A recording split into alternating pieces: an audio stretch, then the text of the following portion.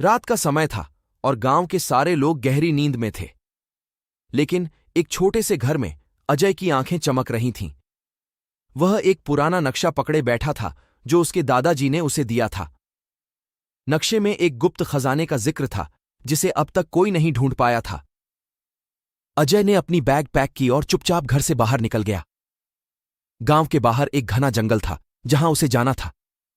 चलते चलते उसे किसी की परछाई दिखाई दी। वह डर गया पर हिम्मत जुटाकर आगे बढ़ता गया। पहला घंटा बीता और अजय ने जंगल के गहरे हिस्से में पहुंचकर एक पुराना खंडहर देखा। उसने सोचा, शायद खजाना यहीं कहीं है।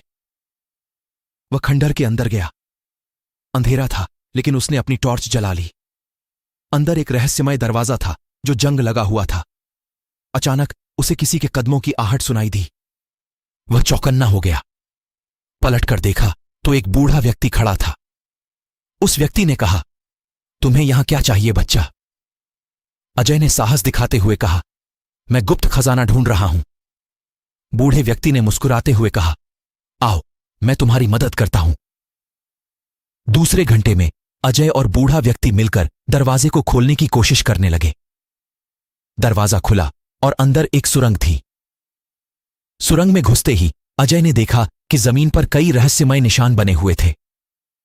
बूढ़े व्यक्ति ने समझाया, ये निशान तुम्हें सही रास्ते पर ले जाएंगे, लेकिन ध्यान से, यहां बहुत सारे जाल भी हो सकते हैं।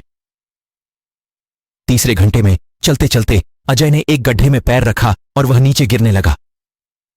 बूढ़े व्यक्ति ने फुर्ती से उसका हाथ पकड़ा और उसे बचाया। अजय ने सांस ली और कहा, धन्यवाद बाबा। अंत में सुरंग के आखिरी हिस्से में एक बड़ा सा कमरा था। कमरे के बीचों बीच एक चमचमाती हुई संदूक रखी थी। अजय ने संदूक खोला और देखा कि उसमें सोने चांदी के सिक्के और रत्न भरे हुए थे। बूढ़े व्यक्ति ने मुस्कुराते हुए कहा, तुमने यह खजाना खोज लिया, अब इसे सही जगह पर इस्तेमाल करना। अजय ने वादा किया और खजाने को लेकर गांव लौट आया। उसने उस खजाने का इस्तेमाल गांव के विकास और गरीबों की मदद के लिए किया। इस तरह अजय ने न केवल खजाना खोजा बल्कि गांव वालों का दिल भी जीत लिया। इस कहानी से हमें यह सीख मिलती है कि सच्ची मेहनत और साहस से किसी भी लक्ष्य को पाया जा सकता है और सही रास्ते पर चलकर हम दूसरों की भी मदद कर सकते हैं।